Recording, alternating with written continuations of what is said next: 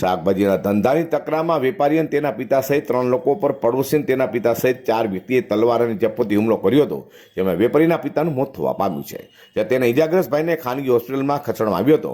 અમરોલી પોલીસે શાકભાજીના વેપારી શનિ સોલંકીની ફરિયાદના આધારે અલ્પેશ ભૂપત ઓગણિયા, તેના પિતા ભૂપત ગગજી, તેને ભાઈ અનિલ અને દડુ સામે હત્યાનો ગુનો નોંધી તપાસ હાથ ધરી છે.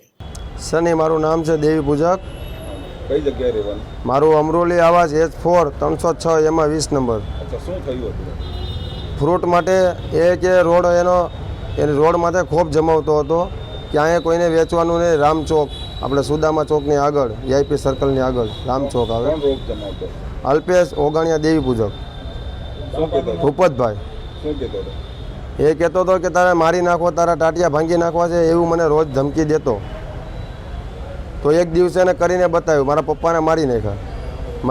મને બી છરી મારી લીધી એના ભાઈ અનિલ ઓગણિયાએ, ભૂપતભાઈના છોકરાએ, અને મારા ભાઈ મહેશને બી છરી મારી લીધી. 2 હાફ મર્ડર ને 1 મર્ડર કર્યું છે. કેટલા વાગે થયું ને શું કારણસર? મને 6 વાગે ધમકી આપેલી અને 10 વાગ્યાનું કીધેલું, એટલે 10:30 વાગે આ બનાવ બનેલો છે.